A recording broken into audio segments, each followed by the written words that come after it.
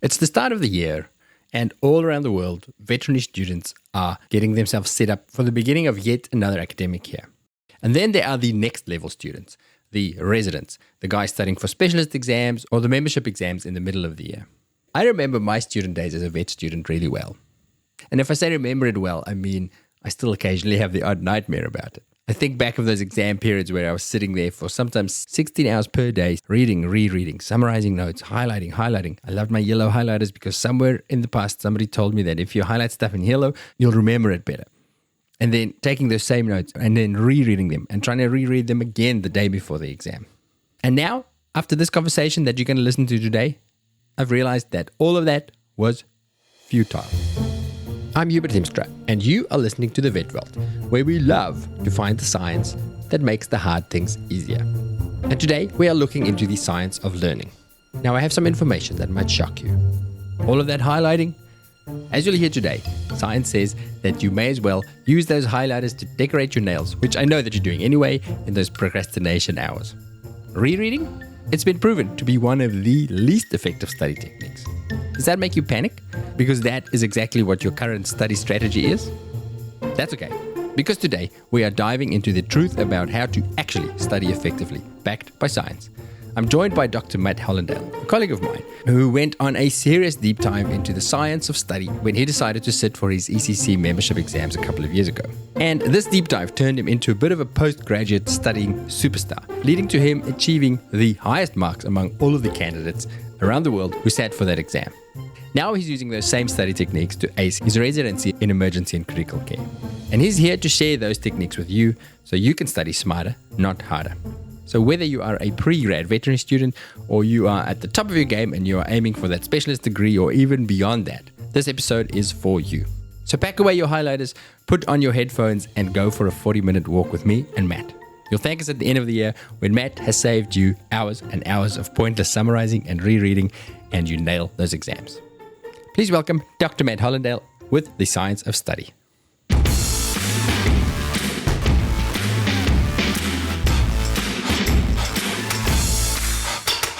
So what we're going to talk about today is this study specifically for exams, studying with the mindset of, okay, I'm going to be tested on this, or do they apply just for when I'm reading a new article or something else that I want to internalize because it's something that I need to know for my patients? Yeah, I think you could apply it to that situation, but it's probably more specifically for someone who has to retain something for an exam or for longer term, I guess, or has to learn something from a didactic kind of course or like a textbook-driven course or something like that. I guess where I came from is I did my ECC memberships a while ago, and it's an expensive process and it's a very time-intensive process. So I wanted to make it as efficient as possible and not have to fail. So I only have to do it once. And so I was trying to find out what is the best way to do it. And now going into residency, I've kind of refined that a little bit more as well, because I did make some mistakes with the membership. And now I'm trying to make it even more efficient, I guess. Okay. Let me establish some credentials here to explain why I'm talking to Matt about this. Matt's not just some random person who did a bit of Googling about study. You got the results with it, right? Matt did his membership exams a couple of years ago, and you were the highest scoring student in the cohort for the ECC memberships. Are you very clever? Are you naturally very clever? Or do you think, how much of that is technique and how much is just Matt's brain? I think there's a fair amount that is just labor and slogging through it. I'm definitely not as smart as like some of the people we work with. You don't have a photographic memory or one of those cheats? No, unfortunately not. It would be much easier if I did. And pre-memberships, before you did your learning about learning, when you studied for vet, did you do well enough? You obviously passed. Yeah, I did get very high grades in vet school, but I just crammed in, swap fact before the exams. So I'm very good at rote learning and passing exams. And I kind of happened onto some of the techniques that we'll talk about anyway. It just turns out that I was doing it correct at that time. That you had a feel for it or a natural, lucked out and did the right things. Should we talk about the wrong things first? So let's say Matt at vet school versus Matt studying with his new knowledge on learning techniques. Were there things that you did wrong? And then people around you and people you see studying now, what are common mistakes that are not based in the science of learning? Yeah, so I'm not an expert in this at all. Like I'm not a psychologist or anything, but there's actually a very nice paper from Dunlowski that was published in 2013. And they basically done a massive meta-analysis or literature review on kind of all the different study techniques out there. And then they rank them as being high utility, as in you should definitely do these, moderate or low utility. And I think what a lot of us do, and what I certainly did in the earlier part of vet school, was a lot of the low utility techniques. So I think a lot of us would go through like highlighting and rereading, summarizing, all that kind of stuff. And basically they say that that's not a effective way at all to study. And so we can go through each of those if you want, what they say about them in evidence, but we should be definitely going more towards a thing called active recall, spaced repetition, practice testing, that kind of stuff. Okay, so sitting with your notes or your textbook with a yellow highlighter. I remember as a kid at school learning that for highlighting you should choose yellow. You remember yellow bed. So I still have a thing with yellow highlighters. So just highlighting stuff and then coming back, because the technique that I certainly used is you read it and then the highlighter is almost to draw my attention to what I'm reading. So, okay, that's important, that's important. And then the theory is I'm going to come back to it later and I can just skim the highlights and not read all the stuff around it. That's a sort of a core tenet of learning for a lot of people. And you're saying that's low utility, not a great way of doing it. Correct, yeah. Okay. So their summary was that they rate highlighting and underlining as having low utility. Most of the time, they find that it does little to boost performance and actually may hurt performance on higher level tasks. So I've got an example of a study that they did. They had 3 groups read a 10,000 word history text. And 2 of those groups were underlining or highlighting, and 1 group was just allowed to read the paper. Then a week later, they reviewed the text again for 15 minutes, and then they took a test. One of the highlighting groups got to read their marked up one, and the other group just had another clean one. And then 2 months later, all 3 groups took another test again, and they all performed exactly the same on multiple choice questions. There was no difference between any of the groups. They actually found that the highlighter group did worse on questions where they were like made to make connections. So possibly highlighting does help you draw attention to individual concepts, but then you lose the ability to make connections between those concepts. So essentially, don't worry about highlighting. It's not going to help you. It's going to make you worse, if anything. So a lot of people are going to be very sad about this. Or I've just saved you a lot of money on highlighters. You can use your highlighters for other stuff. Coloring in. Other things that people commonly do that's not shown to do much good? Yeah, I guess rereading. Rereading's a bit controversial. Some studies do show some benefit for it, but the hours that you spent rereading a textbook or a slideshow could probably be spent more effectively doing something else. I guess the relative disadvantage of rereading to other techniques is that amount of time that it takes. And that is essentially why these researchers rated it as having a low utility. They cited this one paper that studied 177 college students. They said that basic research on human learning and memory has shown that practicing retrieval of information has powerful effects on learning and long-term retention, and repeated testing enhances learning more than repeated reading, which confers limited benefit beyond that is gained from the initial reading of the material. So essentially, if you read it once, you're not going to get much more from rereading it again. Wow. Okay. I'm definitely doing stuff wrong. Because again, to be that, well, I've got to go and revise the concepts that I underlined previously. Exactly. I think we fall into that trap of reading it once, and then maybe we leave it too long and then we forget about it and then we got to read it again. But apparently there's no benefit to even doing that. Okay, so what should we do? Have you ever heard of active recall or spaced repetition or anything like that? Not in this context, no. Yeah. So active recall is where you have to answer a question with no supporting information. So it's like a flashcard, essentially, where you'll get given a question, you don't have an answer, you then have to try and answer it, and then you compare it with the answer after that. It's very similar to practice testing. I kind of put these two into the same category. So like flashcarding and then doing practice exams, and they have a lot higher benefit or a lot higher utility than anything else does out there. And then you can enhance it by doing something called spaced repetition as well, which is like spacing out when you go over these over time. Okay, hang on. You say doing this without support, as in you're going to do these cards before learning the stuff or before reading it the first time? Or talk me through it practically. Let's say I'm sitting with the chapter on blood gas. I've got to learn about blood gas analysis. How do you approach this?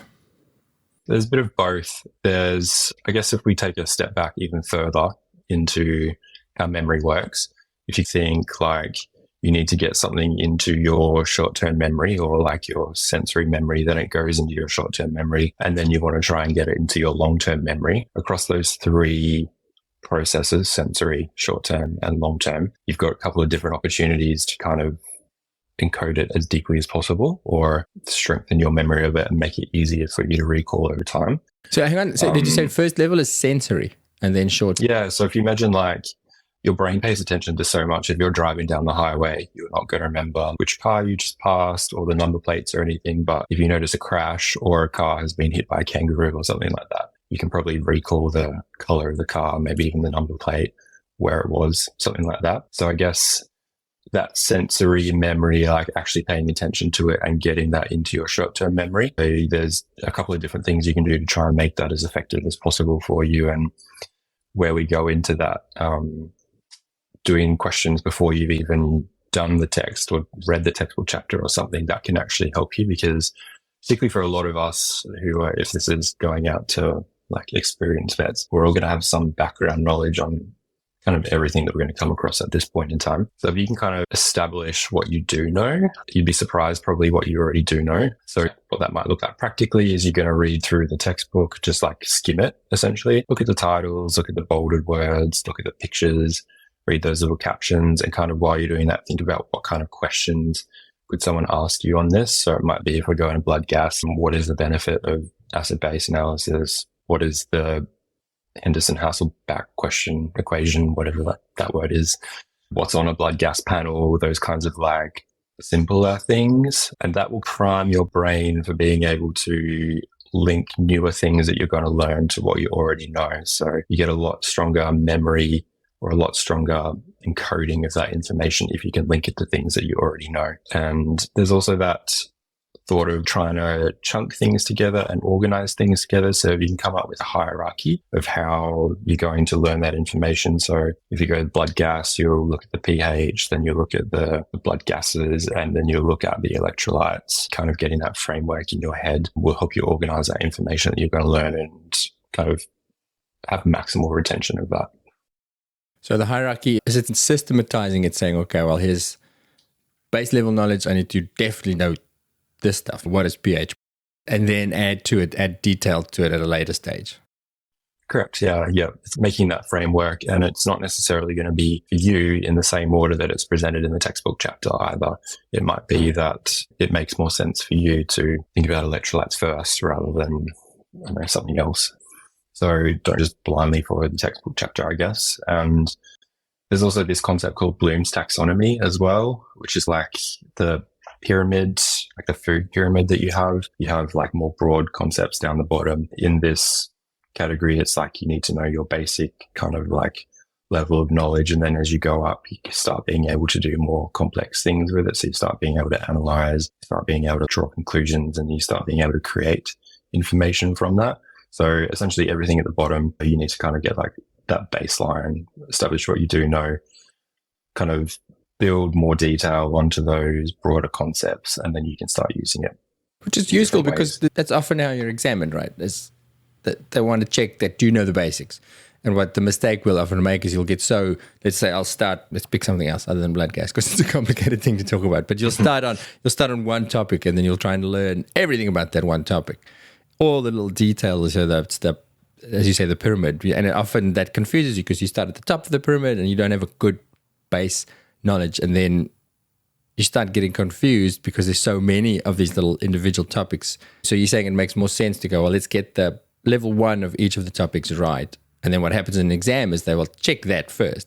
If you don't cross that bridge, you've kind of stuffed already. If you don't have that baseline knowledge, you're out. The extra stuff doesn't really help if you don't understand the main concepts. Yeah, correct. Yeah. And I guess being able to demonstrate that something is being able to apply that into different situations or make connections between topics or things as well. So, you can't do that without first having that baseline down, and you should focus on that before you start trying to apply it. Like, I can't think of an example. I don't know. What are you studying at the moment? Basic immunology, I guess. So before I start trying to determine what are the mechanisms behind which you can have ITP, immune-mediated thrombocytopenia, first I probably need to learn what a B cell is and a T cell is and what the different cytokines do before I start trying to apply that to the disease. Quick interruption here to tell you about one of our tools that we have at the Vet Vault to help you through your veterinary career. So, despite the best study techniques to get stuff into your head, there are just some things that you're going to learn in your vet career that are very hard to actually understand and remember. And for me, one of the big things that I struggled with as a student and as a practicing veterinarian was blood gas analysis. You think you understand it, and then you get a blood gas result that just bucks the trend, and it takes you 20 or 30 minutes to read through a textbook to try and get your head around it. For the longest time, I actually didn't use blood gas in practice because I was so shit scared of it because I didn't get it. Well, I have a cheat for you. If you're listening to this episode to get better at studying and remembering stuff for exams, don't cheat in your exams. Once you qualify, I am all for cheating. Use every trick and every hack and every shortcut you can find, and I have one of those shortcuts for you. I have built for myself an AI tool that has as its information source a bunch of really high quality content, including some of the show notes from the Vet Vault podcast that it draws on for information. And how it works is I will just go and type in new sample, and then it says, please enter your blood gas results in the following order, like pH, CO2, O2, sodium, potassium, chloride, lactate, blah, blah, blah, blah, in that order. And then I just go in and type the numbers. So I'll say 7.24, blah, blah, blah, blah, blah, blah. No units necessary. And I can give it a patient history. So I can say it is a 3-year-old dog that's been vomiting for 4 days. It's dehydrated, blah, blah, blah, blah. And then it will spit out a full report. So it'll take analyte by analyte and say, is that in the normal range? And what's the possible explanation for it? And at the end, it gives me a nice little summary of, based on my findings and based on your history, these are potential diagnoses and these are your next diagnostic steps. What I love about it is it's smart enough to go back to all those resources if there's anything I don't understand. So I can say, for example, I don't understand why the bicarb is so low, but the pH is also low. It'll then go through it systematically through all the resources and give me a quick rundown. I use it every day at work. I think it's really awesome, and I am making it available for free for all of my listeners. The reason I'm doing it for free is because I'm using it as a marketing tool. I had it already. Sharing it with you cost me cents, microcents every time you use it. So I see it as a marketing expense. How that works for me is when you go and sign up to it, it will ask you for your email, and I will use your email address to send you exactly 4 emails about all the cool stuff that the Vet Vault can help you with in your career. So basically trying to convince you to sign up for our podcasts, but no pressure at all. At the end of the 4 emails, that's it. You won't hear from me. I won't share your email. I'm not going to send you any spam, and you can keep using the tool. I mean, if 1 million people use it and it starts costing me money, I'm going to cut you off. But for now, it is out there. I have a link for it in the show notes. Click on it, use it, enjoy it, and send us some feedback. Let me know if you find it useful. Okay, back to Dr. Matt and study techniques. Okay, so let's make all of this practical. So you say, so to get that baseline, that's going to maybe be a first initial read, as you say, of the headings of the key concepts. So you're going to sit down with your chapter or your paper or whatever you need to study, and don't get lost in the minutia, but get a baseline. And then you want to go do a practice paper. Is that how you would do that first initial test? Go see if you can find a practice paper somewhere. Yeah, potentially. The way I do it is spend maybe 5 minutes just looking over the chapter. If I am feeling very motivated, I'll write my own practice questions during that, or just think about them and answer them in my head. These days, you can probably go to ChatGPT and be like, please create some priming questions on blood gases or immunology and see how well you do at them, and you'd be surprised what you know. With AI, have you experimented with this? And is it pretty good? Yeah, it's really good. Do you give it the chapter? Can you feed it the chapter and say, look, I'm trying to study this. Can you test me some priming questions? I don't even go that fancy with it. I just put in how you meant to prompt them properly. You're like, act as a professor in veterinary medicine. I am priming myself on blood gases. Please give me 10 practice questions to establish what level of knowledge I have. Okay. And then, it'll give you some, and then you can ask it for the answers after that. Cool. So then you, or if you've got a past paper, which always helps, because at least for that specific exam, and then resist the temptation to panic, because you'll do that past paper and be like, shit, I knew 30% of that. I'm so screwed. Yeah. But it's better to find out now rather than just before your exam. And then from there, where do you go? Does that then guide you as to what you should go and study, or how do you utilize what you've just learned from your failed practice exam? Yeah. So from there, I would actively read the textbook chapter. So by that, I mean, we're not just kind of like reading from start to finish. I would pick out the areas that I really need to focus on. So there's no point me reading the introduction if, for example, I already can see that I know everything in there. And as I go, I write myself questions. So it might be like, define this, or how do you determine whether you have a respiratory acidosis or alkalosis or something like that. And so I'm just writing those questions as I go through from start to finish. So that's making me pay attention to the material, thinking about how this might be applied in the future. And then the next day I'll come back, I'll look at those questions and I'll try to answer them. If I don't get them right, then that's where I go and read the chapter again, trying to find those specific answers, or even just Google it. Next day, is that a specific time? Like, is that just your plan, or is there evidence to say or data to say this is how quickly you should review it? So there's something called the forgetting curve, which is hard to describe a graph. It's like a decay graph. Is that what the right word is? Or a exponential decay kind of thing. So they say that after an hour of learning something, you've lost 66% of what you already learned. You can only remember 44% of it. The next day, you can only remember 33% of that. 31 days later, you remember maybe 20%. So if you just review something once, then obviously when you come back to it, you can't recall that information. We probably all have that.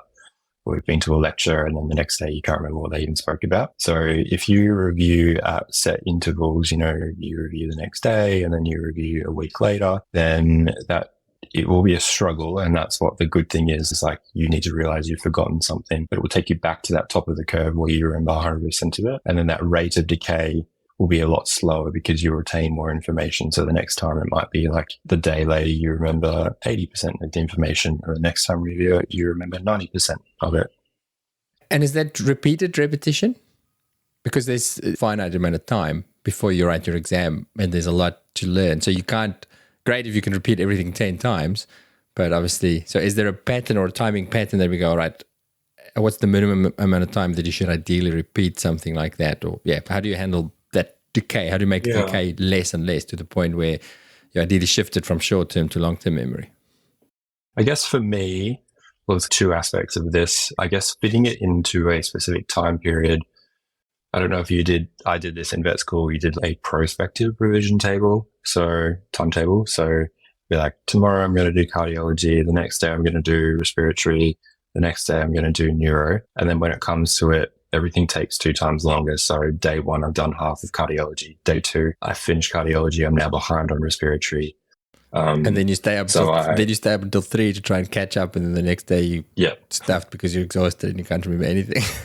It's all very stressful. You don't get through what you want to. So I'll do a retrospective one where I'll say I'm going to study this time period, and I'll get done as much as I can during that time. And my aim is to, over a period of time, which might be several days, get through every topic once. And at the end of that, I'll rate it like a traffic light system. Green if I was really good, yellow if I was like, yeah, okay, or red if I'm terrible at it. The next time I'll go through the red topic, and even within that, there's probably questions that I've rated as green, yellow, and red. So if I rated as green, I already know that. I don't need to go over it again. So I'll just do the yellow and the red questions. Then the next topic will be one that I may read yellow. And as I'm going through, I'm then changing my rating of each of those questions as well in those topics, so that I'm always focusing something that I'm bad at. It's very uncomfortable because you feel very unprepared, but it's also very efficient as well because you are focusing on the things that you don't know. Because you're not spending time rereading shit that you already know. Correct. So it's a filtration process. So yes, there's some things that you have to repeat multiple times, but because you're constantly testing yourself rather than just rereading everything again, you're going to go, okay, this is done. And put that aside. Now focus on this. And then it's like a elimination rounds. Okay, no, I still didn't know you. I'm going to do you again. That's genius. Yeah, it makes sure that you're not wasting time, essentially. It's very efficient. Like I said, it feels horrible because you're always on the back foot. But then if you do a practice question, after doing that, you feel like you can just fly through it because you should know everything. We're talking about fairly high complexity topics here, if we talk about blood gas or immunology or something like that, what about just rote learning? So I think back to the very first stuff that we got challenged with at vet school was the anatomy. Our first week at vet school in South Africa, after the first week, you write the bones test, where you have to write an exam on the skeleton and the protuberances and these things. And it's just a bunch of names, and it's all these Latin names, and it's all very foreign. Just the same stuff applies. It just, like, for that, you're going to have to sit down and study them first. If it's brand new information, because considering there's a lot of students here who all of this stuff is brand new to, you don't know anything. Like you and me, we go, yeah, we've done it for a while, so we know some stuff. But if you're starting brand new, you're going to have to sit and go through the humerus and go, okay, that's the major trochanter, that's the sulcus, blah, blah, blah. As you can see, I can't remember. And then would it be the same principle? Say, okay, now I've got a baseline. Tomorrow I do a practice exam or something like that. Yeah. It doesn't unfortunately take away the hard work behind it. You still need to learn the material first. So it might be that you just write yourself easier questions. Like the way I studied anatomy in vet school is I have a picture on a PowerPoint slide, and then I would put a box over all the labels and then still have the arrow going there so you couldn't see what the label was. And I just like, what is this? Press the next button and it would reveal it. If you got it right, good. And I'll just go through that way. So it's like flashcarding, but not, I guess.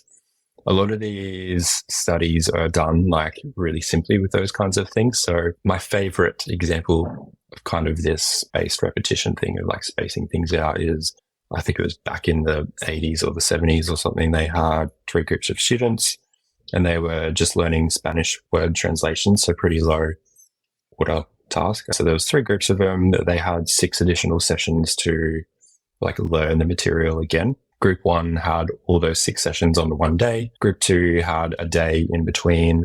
And then group 3 had 30 days in between. By the end of their 6 sessions, they nearly all had perfect scores, particularly the 1 day apart group and the one on the same day group. And the 30 day group was getting about 80% correct. And then they had a gap of 30 days after their last session. And the group that was all on the single day scored about 65%.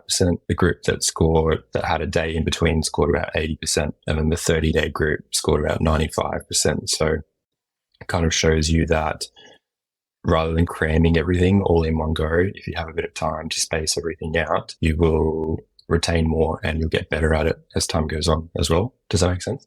Yeah, recap. So if let's say I want to learn Chapter 1, and I sit today and I learn it, and then an hour later I go through it again and I do it the whole day.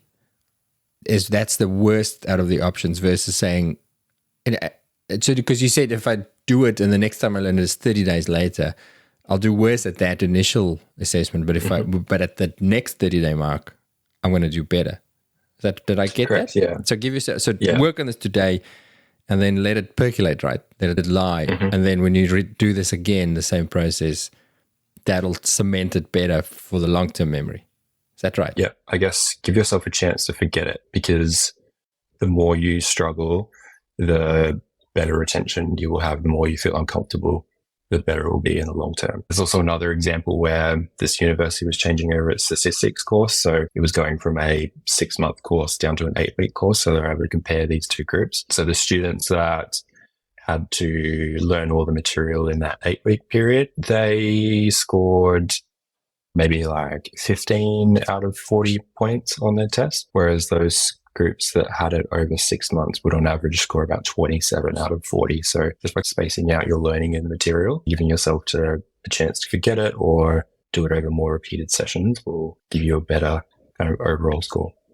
Okay, so to clarify what that would look like for you in practice, Matt, let's say you're doing a residency now. So you've studied immunology today by testing yourself.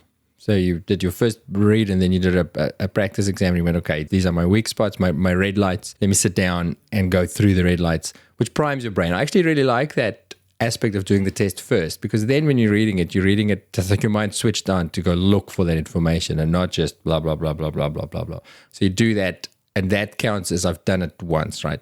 And then you go, you say up to 30 days. How long do you give yourself when are you going to review that chapter again?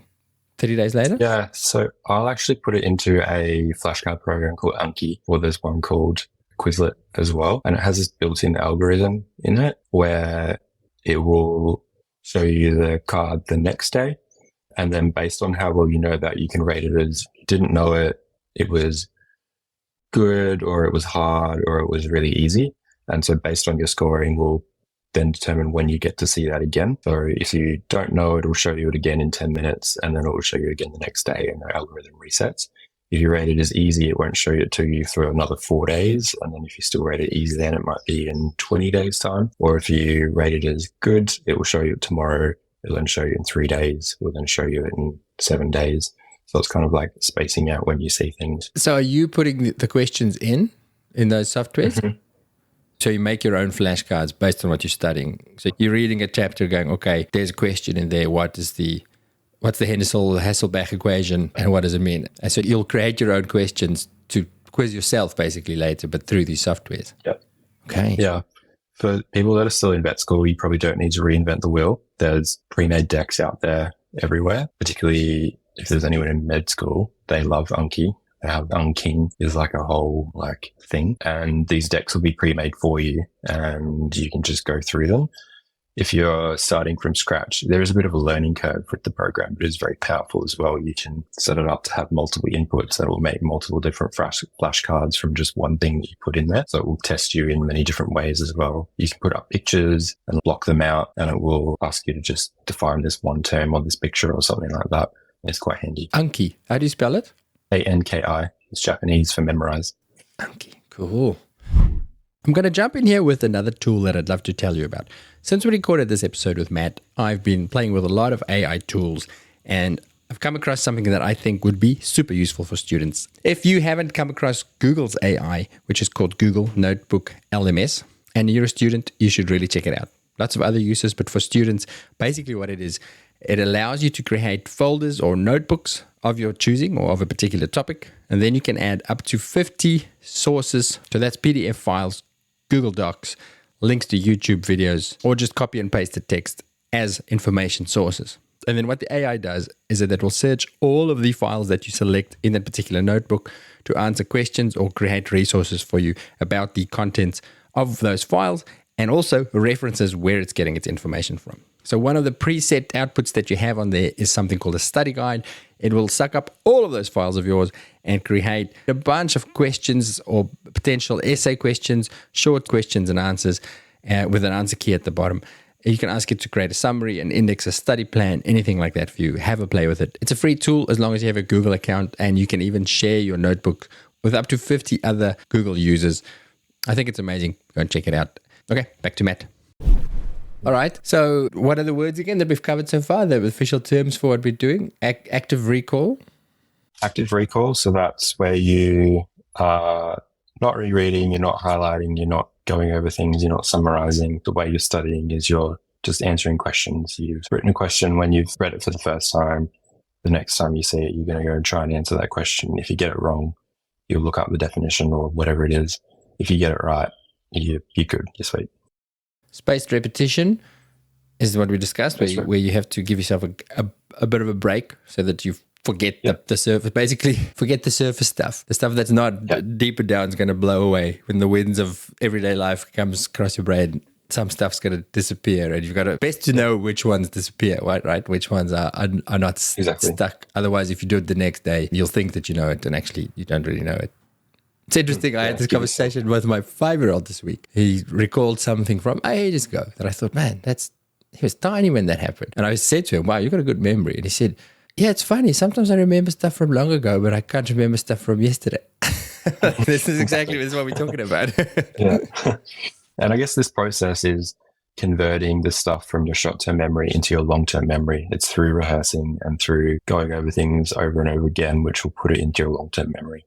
There'll still be decay and loss from your long-term memory, but the more times you do go over it, the more solidified, I guess, that will be in your long-term memory.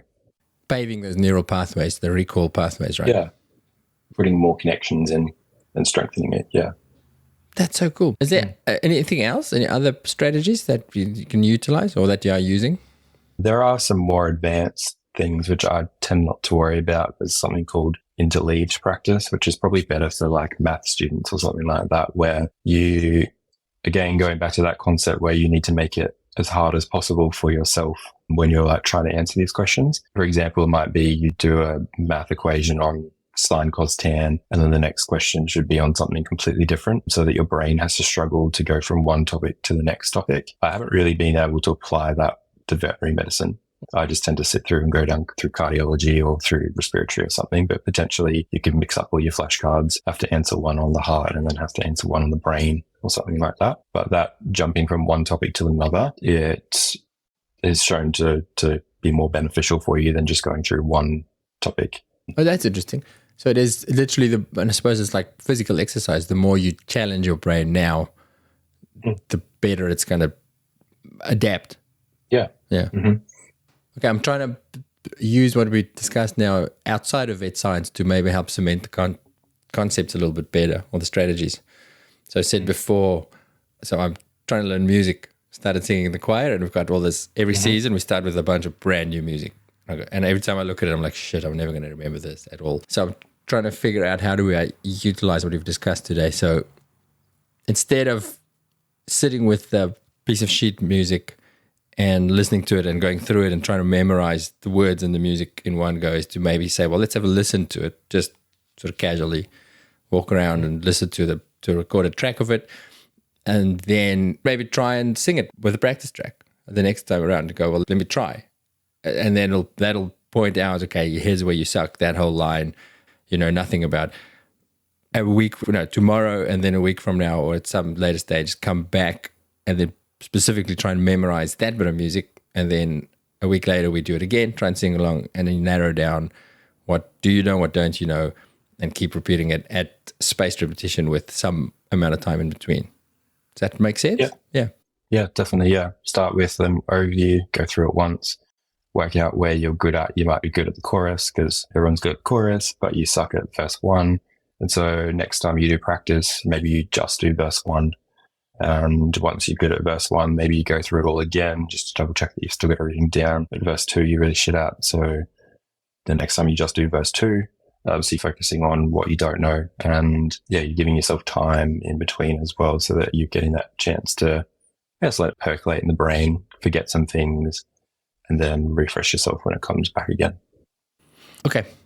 And then one more question, Matt, about Anki specifically. Can you share stuff? So let's say you and your residents cohort, you're all adding your own flashcards and stuff. Can you share it with other people and say, well, here's my flashcards, so you don't have to reinvent the wheel the whole time?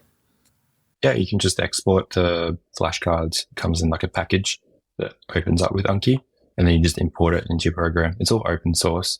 There's lots of different add-ons you can do as well. Like I've got the Japanese add-on so that it like recognizes furigana, which is a little text on top of the Chinese characters. The med students use one that kind of like grades how well they know each topic overall. There's like lots of different add-ons, and you just go to the website and you can find pre-made decks and stuff there as well.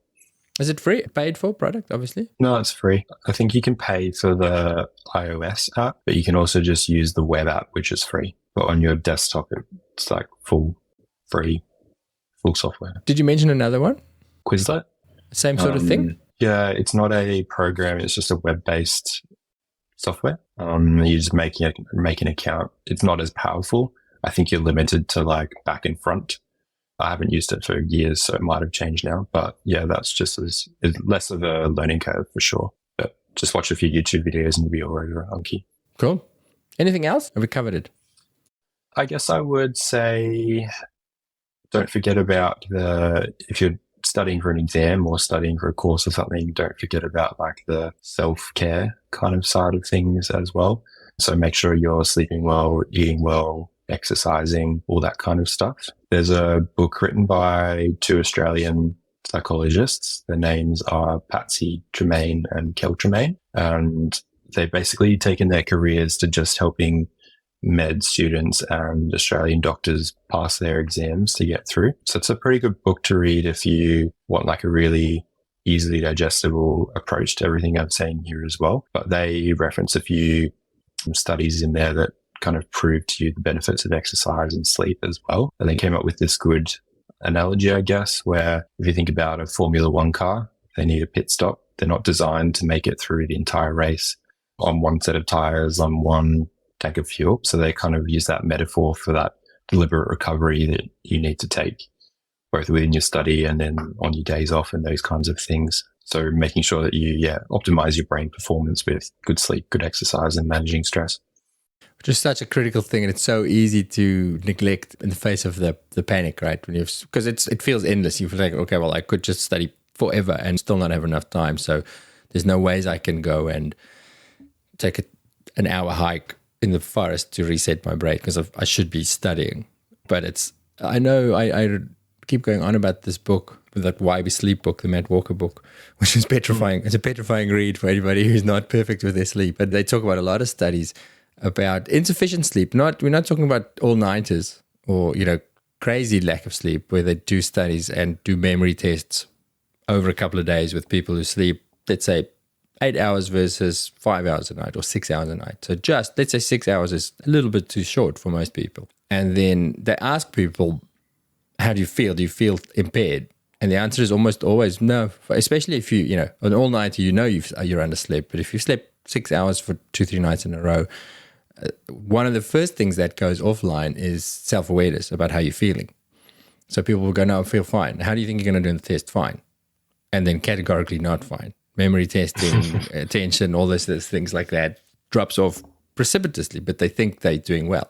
So don't fool yourself in thinking, no, I'll just cram a little bit and cut back on the sleep. You're actually not helping yourself at all. And that's one thing I was, back as a student, one of my superpowers was I would stop, let's say, 3 or 4 p.m., even if I feel completely unprepared, I would actually stop studying and say, well, let me go watch a movie or go for a walk or play a sport or do something else like that. And everybody else is cramming and staying up late. And the next morning, inevitably, I would remember more. I'd feel heaps better because I'd try and get to sleep early, that always helped a lot. I feel like that was a winning thing for me.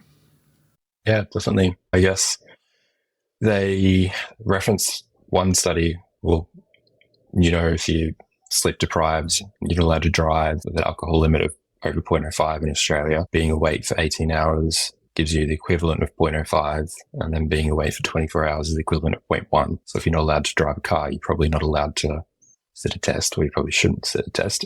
Before you go do your exam, right? If somebody said, let's go have 5 beers before this exam, you'd go, no, not going to do that. So what have you changed, Matty? Because I saw you the week before your membership exams. You did not look well rested and relaxed and chilled. What are you going to do? Yeah, look. Did you listen to your own advice for memberships, or was there just chronic study phase? Absolutely not. I've since learned not to do that. So this is the post-membership learnings. Yeah, I was very bad. I was eating top to Nutella every day, put on 20 kilos, making myself sick. Yeah, no, definitely take time off and sleep. If emergency vets, we always chronically sleep deprived. The author suggests that you review your questions when you are sleep deprived if you have to do something, but don't worry about trying to learn the answers to them. If you do get it wrong, save that for the next day when you're refreshed. So what, when you sleep deprived, did you say you can test yourself, but no point if you're exhausted to try and learn, because you're actually just going to waste your time.